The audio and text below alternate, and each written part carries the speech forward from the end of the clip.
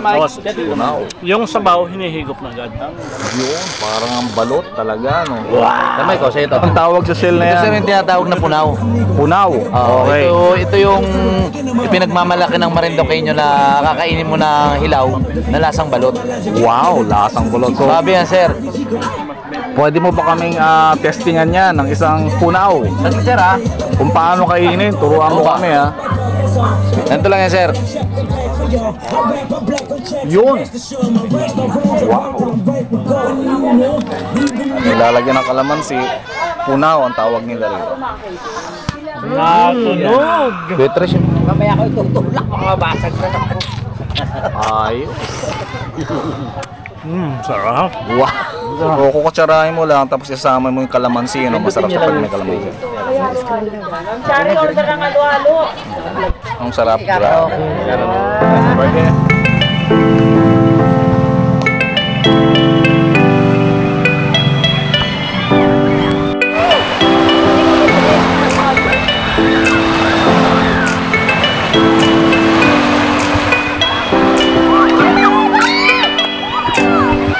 Good day and good vibes mga ka-Onyx. Narito tayo ngayon sa Puktoy White Beach, Torrejos, Marinduque. So ngayon ay natapos na yung ating whole day work. Kaya ngayon mag-enjoy naman tayo at magre-relax dito sa Puktoy White Beach. Kasama natin ang ating mga kasama. So ikot muna tayo mga ka-Onyx, no? Kasi mag-aalas 6 na ng gabi. Kaya medyo nawawala na ang mga tao dito sa Puktoy White Beach. Nagsisiuwian na sila. Pero marami pa rin natira. Pero kanina mga 5, no? 4:30 PM, no? Kasagsagan ng mga tao. Pero dahil mga estudyante, iba pang mga pamilya, so umuwi na sila pagdating ng mga 5:30 hanggang 6 PM. So tayo, baka hanggang 10 PM pa tayo dito. So tignan natin mga ka-Onyx, pakita ko sa inyo ano, kung ano ang itsura ng Puktoy White Beach. Ito siya mga ka-Onyx, makita nyo. Dito sa Puktoy White Beach, kitang-kita natin dito yung Malindig, no? Yung tinatawag nilang Mount Malindig. Ayan mga ka-Onyx, no? Inaakyat yan ng mga mountaineers talaga.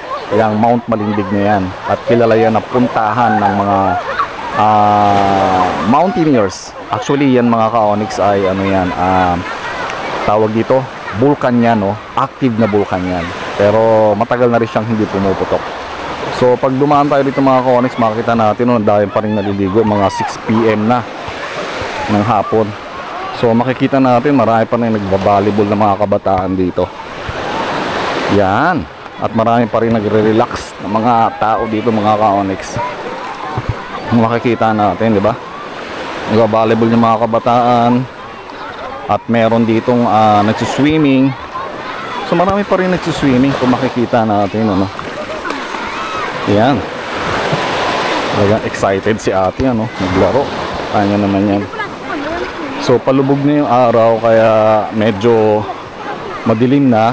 Pero tingnan nyo, marami pa rin mga tao na narito ngayon. So dito marami pa rin naliligo kung makikita natin, ano. So may mga nagkakayak, pero yung iba kanila tapos na magkayak, ano. So yung mga kasama natin na andun sila, pero mamaya later natin sila lapitan, ano. Ikot ko lang kayo rito mga ka-Onyx. So pag Holy Week dito, maraming tao, sobrang daming tao na nag-overnight, halos puro tent lahat ito. Hanggang sa dulo, kung makikita natin. Kita nyo, no? Daming tao. Grabe. Ayan. So diretso lang tayo dun sa dulo mga ka-Onyx, ano. So ito punong-puno ito ng mga tao pagdating ng Holy Week. Pero ngayon ay araw ng Thursday. At araw ng Thursday, ano. At may pasok. Pero medyo bakasyon na ng mga estudyante ngayon. Kaya kukonti lang yung kaya medyo marami pa rin tao. Pero mas marami siyang tao pagka Sabado, Linggo. Tsaka kung medyo maaga-aga tayo, mga hanggang 5 PM kanina, ang daming tao dito. Pero mga ganitong oras ngayon, hindi na masyado yung mga tao, ano, kasi nagsisiuwian na. At hanggang alas 10 lang sila ng gabi ay nagsasara na sila dito sa Puktoy White Beach. Pero pag peak season, diretso yan 24 hours, hindi sila nagsasara dito. Kaya nag-overnight yung ibang tao dito, naka-tent lang, ano, yung iba. Yung iba dito lang naglalatag ng tent, dito na natutulog. So ito yung Puktoy White Beach mga ka-Onyx. So dito sa bandang dulo, makita natin maraming mga bangka naman. Halos pare-parehas, kita nyo, no? So ano yan, bigay yan ng gobyerno, yung mga bangka na yan, sa mga taga rito sa Puktoy. Tulong sa kanila, no, para panghanap buhay nila. So yung buhangin niya rito, pino siya, no, mga ka-Onyx. Kung makita nyo, ayan, no, pino naman siya. At puti din siya. Ayan. So merong entrance fee.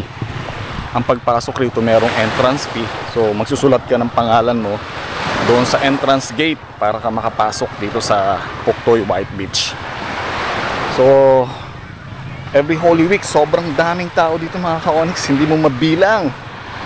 Kaya kilala din ang Puktoy White Beach kasi ito yung isa sa pinakamadaling puntahan dito sa Marinduque pagdating ng Holy Week tsaka ng peak season, summer season. Itong Puktoy White Beach nila, napakaraming tao. Marami na rin hotels dito, marami ka na rin accommodation, restaurant, mabibila ng mga pagkain dito sa Puktoy White Beach. Dito tanaw natin mga ka-Onyx, no? Yung Mount Malindig, ayan, no? Wow,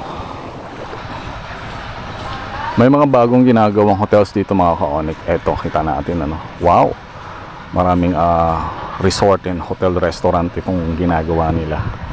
So kabilaan ang entrance dito sa Puktoy White Beach, meron dito sa kabila, pero pagpasok natin dyan meron ding nakaabang dyan, no, gate, naniningil ng entrance fee. 50 pesos pala mga ka-Onyx yung entrance fee. Then sa kabilang dulo meron ding entrance fee doon, 50 pesos pagka doon ka dumaan. So kahit saan dito pwede kang dumaan, sa kabila at saka doon sa likuran, ano. So punta na tayo sa ating mga kasama. So ito yung itsura niya rito, meron siyang kalsada na ganito, pero ito dead end na siya. Pag pumasok ka lang talaga rito para makapasok sa Puktoy White Beach. Sementado siya pero dead end na, kasi pagdating doon hindi ka na makakadaan kasi puro cottages na siya. So marami siyang mga cottages, marami mga hotel mga ka-Onyx. Ito mga bagong ginagawa, oh. Kita nyo ba yan? Bagong ginagawa yung mga yan, mga structure dito, no? Masyado na nilang pinapasikat. Meron ding mga CR female male na pwedeng paliguan yan dito. Doon meron din sa kabilang dulo, no, paliguan CR male and female, meron yan. So ito lang, hanggang dito lang yung mga sasakyan, tapos dito hanggang motor na lang yung mga daan, tapos yung puro cottages na kung makita nyo. Tapos mga stores, mga hotel. So sa mga stores marami ka rin mabibiling souvenirs dyan. Ito, actually punong-puno to kanina mga ka-Onyx, no? Punong-puno ito lahat ng mga cottages na to. So nakasingit lang kami sa pangalawa na yon, pero ngayon nag-uwian na sila kaya halos wala na rin tao. Pero ang daming tao doon sa unahan, kung makikita natin. Ayan mga ka-Onyx, tanyo, no? Tapos ito yung mga kasama natin. Dito tayo naka-cottage. Yan, titikim tayo na pinapatikim nila na ano, no, yung shell sinasabi nila. Ay, no. Hindi sir, sa server ni, hindi na ito. Ipakilala mo nga sa amin yung ano na yan, yung shell mo na yan. Anong tawag sa shell na Ito yan? sir yung tinatawag na punaw. Punaw. Okay. Ito yung pinagmamalaki ng Marinduqueño na kakainin mo ng hilaw na lasang balot. Wow, lasang bulot. So, Sabi yan sir. pwede mo ba kaming testingan yan ng isang punaw? Sige sir ha. Kung paano kainin, turuan mo kami, ha. Ganito lang yan sir. Yun. Wow. Anong lasa? Masarap sir, lasang balot. Lasang balot. Ako ba pwedeng patikman yan? Pwede sir. Tapos may kalamansi pa ba yan? Yung masarap yung may kalamansi o suka. Ay mga ka-Onyx, no, pinapatikim nila sa ating isa sa mga exotic food dito sa Marinduque, yung punaw na tinatawag nila. So tignan natin kung makakain din natin. Pero actually tinikman na natin siya kanina. Masarap siya lalo na kung may kalamansi. Lagyan natin ng kalamansi. Yan yung madalas nilang pinatitikim sa mga kagaya ni Zero. Ayan, o, nagpapakitang gilas, o. Yan. Tapos, Tunaw. yung sabaw, hinihigop na agad. Yun, parang ang balot talaga, no? Damay ko, sa ito. Tapos, bagyang aalisin yung putik. Ilang kayo. Tapos, Ayan, o, tapos. Ayan, wala na siyang putik. Pwede mo na siyang kainin. yun. Ayan, o. Mamaya ko itutulak, makabasag na ako. Ayos. Sarap. Wow. Yun. Ba't ba? Pero pa isa, magpapakita rin ng kanyang yung punaw. So, binaratan niya na. Damay. Ano lasa? Ayan mga ka-Onyx, yung mga taga Marinduque, yung mga yan nagpapakitang gila sa atin. Yan. Pag kumakain kayo niyan, kinakain, may pabonus kayo. Ayun. Masyadong mamasa-masa. Mamasa-masa. Kakainin niya, Ayos. Okay. Parang iba yung masama-masa. Uyo, dyan na. Sige po. Tutok mo lang. Yan, gusto nilang patikmin dito ang punaw na tinatawag. Tapos tindahan, sandali ba? Nag-vlog lang kami. May tuba pa po kami. Yun. Ay, Sayang naman. Ang sarap nun, sir. Inihigop daw yung sabaw nito, sabi nila, kaya lang matanggal na yung sabaw kaya hindi na natin mahigop. Pero may konti pa naman, kaya lalagyan ng kalamansi. Punaw ang tawag nila rito. natunog. Beatrice yung Parang ang balo talaga. Sarap, pwede.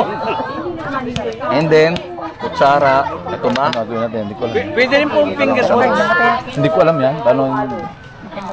Sir, namatay ba yun? Hindi. Hindi yan namatay. Diretso lang po yun. So, kukutsarahin mo lang, tapos isama mo yung kalamansi. Ano? Masarap sa pag may kalamansi. Sorry, order ng halo-halo. Ang sarap. Grabe. Pwede. Ako nag-vlog ka dito. Sarap. Pwede, huwag niyo kalimutan yan ha. Punaw ng Marinduque pag napunta kayo rito. Exotic food. Ano yan, mga Healthy. Malindi. Yan. Isa rin sa pinagmamalaki nilang pulutan dito. Yung seaweeds na hindi hinuhugasan. Kasi pag hinugasan daw tong seaweeds na to, tumatabang. Matutunaw? Ganun ba? Pag hinugasan mo sa tabang yan, matutunaw yung mga mga bawat Himla.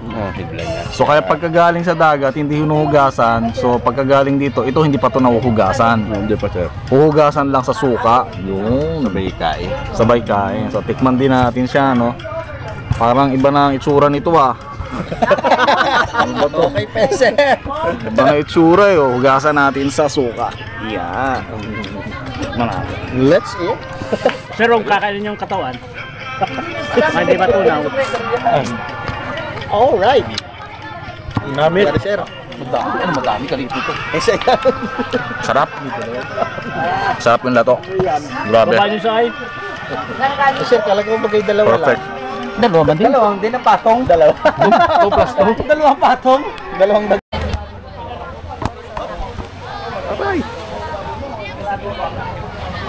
Ayun!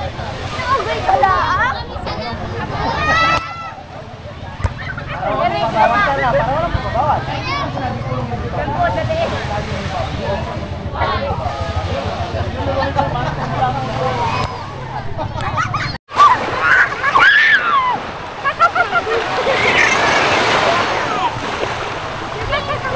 Wow. Dito muna tayo mga ka-Onyx.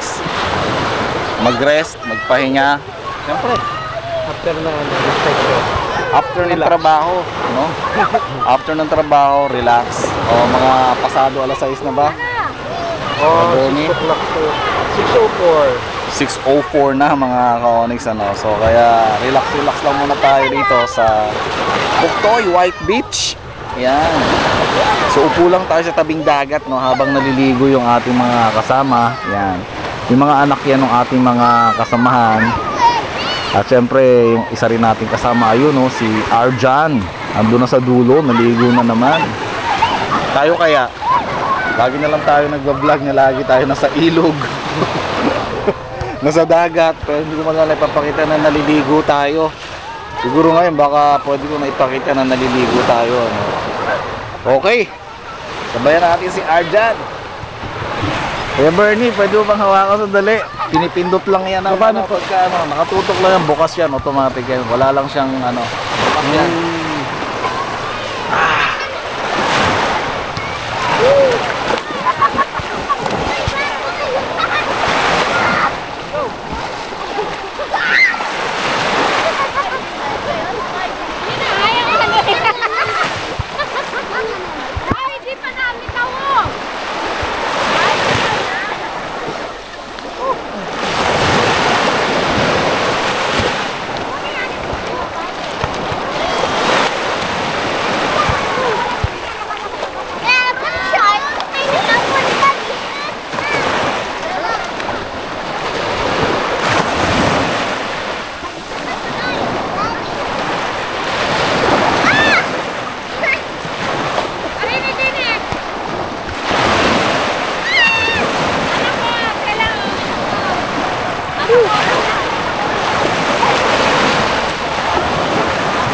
Ayan mga ka-Onyx ha, ipakita ko na sa inyo. Dati kasi nag-vlog lang tayo pero hindi tayo naliligo. Pero ngayon pinakita ko na sa inyo, naligo tayo dito mismo sa Pukdoy White Beach, Torrejos, Marinduque. Okay, syempre kasama natin, walang iba. Si Kuya Bernie, no? Taga Santa Cruz, organic farmer natin dito. Okay, sana ay nag-enjoy kayo. May natutunan sa video ito. Maraming salamat. Hanggang sa muli, mga ka-Onyx. Okay.